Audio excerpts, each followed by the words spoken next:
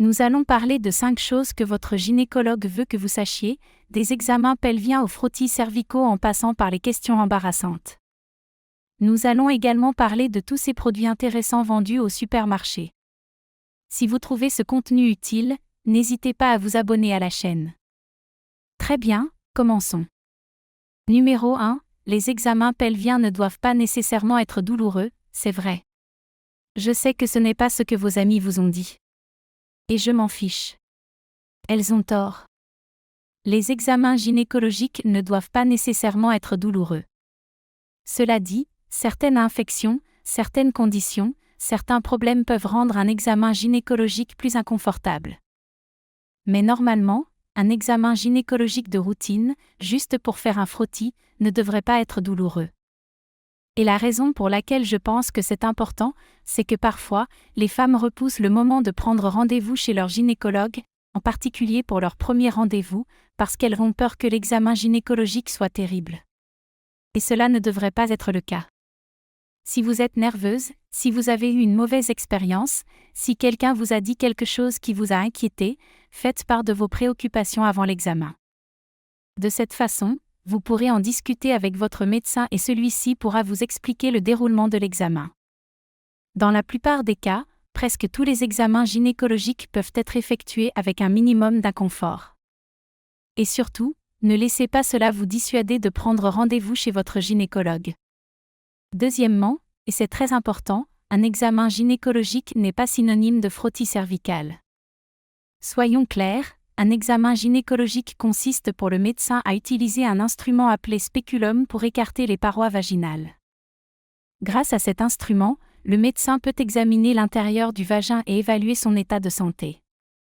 Votre médecin examine le col de l'utérus pour s'assurer qu'il n'y a rien d'anormal.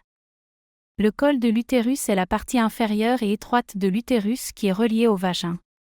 Il permet aux spermatozoïdes d'entrer dans l'utérus pour la fécondation, agit comme une barrière de protection contre les bactéries et se dilate pour permettre au bébé de passer lors de l'accouchement. Le frottis cervical, quant à lui, est un test de laboratoire qui examine spécifiquement les cellules du col de l'utérus afin de détecter toute anomalie. Ce test permet de déterminer s'il existe des changements généralement liés au papillomavirus humain. Pourquoi cette distinction est-elle importante ? Les frottis cervicaux doivent vraiment être effectués régulièrement. À quelle fréquence devez-vous les faire ? Cela dépend de vos antécédents personnels, de votre âge et de divers facteurs. Vous devriez discuter de ces facteurs avec votre médecin. Néanmoins, les frottis cervicaux doivent être effectués régulièrement. Il est donc très important que les femmes sachent que le fait d'avoir subi un examen gynécologique ne signifie pas nécessairement qu'un frottis cervical a été effectué. Et nous devons nous assurer d'avoir les résultats du frottis cervical avant de décider si nous devons en faire un autre.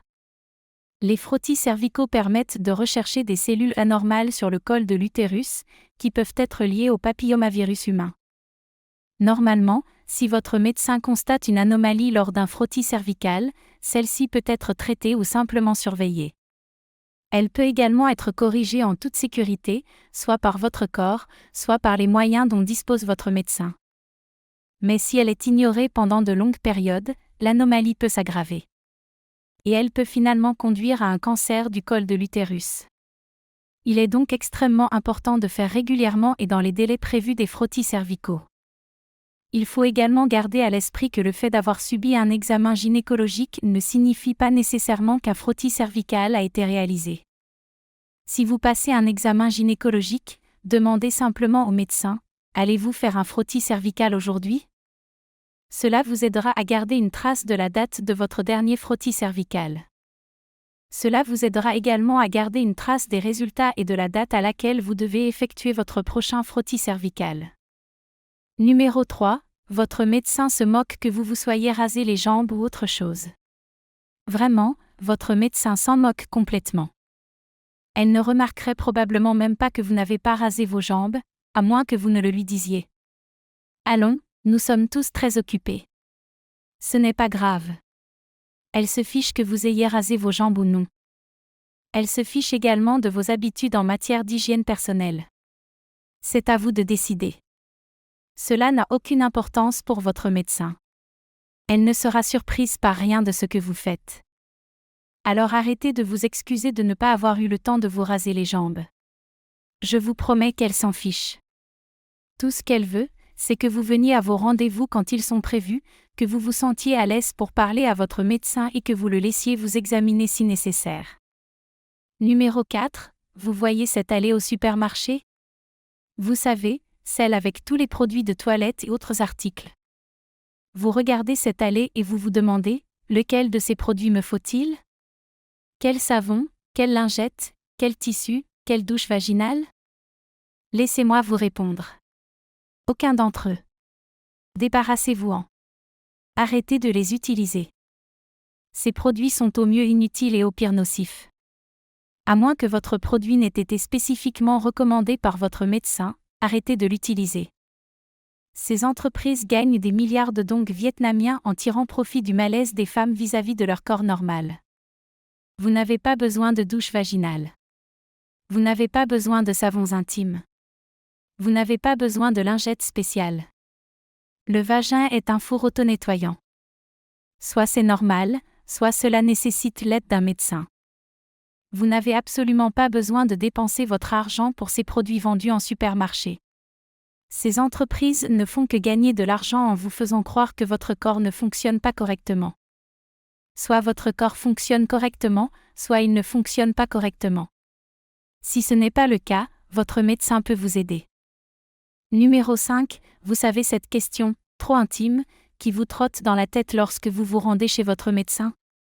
Et vous ne savez pas si vous devez la poser ou la laisser de côté. Votre médecin veut que vous posiez cette question. Je vous promets que ce n'est pas une question trop personnelle. Il n'y a rien de trop personnel pour votre gynécologue. Votre médecin a déjà tout entendu, probablement aujourd'hui même, alors ne craignez pas de nous faire penser que vous êtes folle. Vous ne devez pas craindre que nous vous jugions ou que nous ayons un intérêt quelconque autre que celui d'améliorer votre santé. Si quelque chose vous inquiète, demandez à votre médecin. Je veux que vous me posiez ces questions. Les questions que vous trouvez embarrassantes. Les questions que vous trouvez bizarres. Posez ces questions, mais pas ici, dans la section commentaires de cette chaîne YouTube.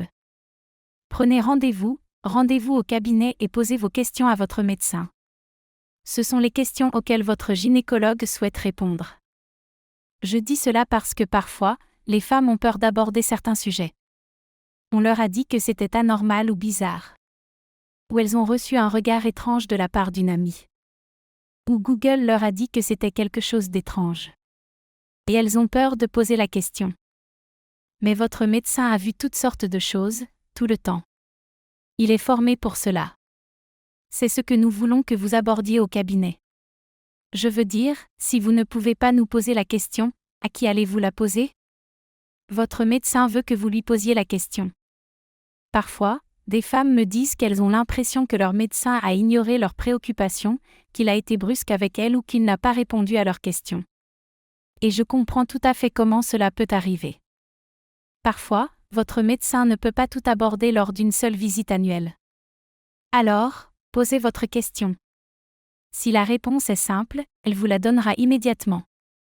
Mais si c'est quelque chose d'un peu plus compliqué, comme une baisse de libido, nous vous demanderons peut-être de prendre rendez-vous. Et de revenir pour une consultation uniquement. Si vous avez des questions, n'hésitez pas à les poser. Et si votre médecin peut y répondre lors de votre visite annuelle tout en effectuant votre examen annuel, elle le fera. Mais gardez à l'esprit qu'une seule visite peut inclure votre frottis cervical et une discussion sur votre état de santé général et la contraception. Si elle ne peut pas y répondre de manière exhaustive, vous devriez envisager de prendre rendez-vous lorsque vous aurez le temps. De cette façon, vous pourrez passer les 15 ou 20 minutes à discuter spécifiquement de vos questions. Votre médecin n'aura pas nécessairement à effectuer un autre examen gynécologique. Elle n'a rien de spécial à faire. Elle souhaite simplement discuter avec vous de ce qui se passe. Elle veut voir si elle peut mettre au point un plan pour vous aider à vous sentir mieux. Elle pourra ensuite déterminer si ce qui vous préoccupe est normal ou non. Voilà, mes amis, ce sont les 5 choses que votre médecin aimerait que ses patients sachent. Récapitulons. Numéro 1. Les examens pelviens ne sont pas nécessairement douloureux, Et généralement, ils ne le sont pas. Numéro 2. Un examen gynécologique n'est pas la même chose qu'un frottis cervical. Ce n'est pas parce que vous avez subi un examen gynécologique qu'un frottis a été effectué. Assurez-vous donc de demander à votre médecin, lorsqu'il vous fait passer un examen gynécologique, s'il va également vous faire un frottis cervical ce jour-là. Numéro 3. Ne vous excusez pas d'avoir oublié de vous raser les jambes. Je vous le promets. Elle s'en fiche. Tout va bien. Elle comprend et ce n'est pas grave. Numéro 4. Arrêtez de donner de l'argent aux personnes qui vendent des produits d'hygiène féminine à l'épicerie. Ils vous font vous sentir mal à l'aise pour des choses qui sont normales et ils en tirent profit. Ne leur donnez pas votre argent. N'utilisez pas leurs produits. N'achetez ces produits que si votre médecin vous les a spécifiquement recommandés. Cinquièmement, cette question embarrassante que vous ne savez pas comment poser, vous devriez la poser à votre médecin. Vous ne choquerez pas votre médecin, je vous le promets. Je veux que vous lui posiez les questions difficiles. Posez les questions. N'ayez pas peur. Votre gynécologue obstétricien est de votre côté. Il veut vous aider. Il veut que vous vous sentiez mieux et il veut répondre à vos questions. Très bien, merci à tous d'avoir suivi cette émission.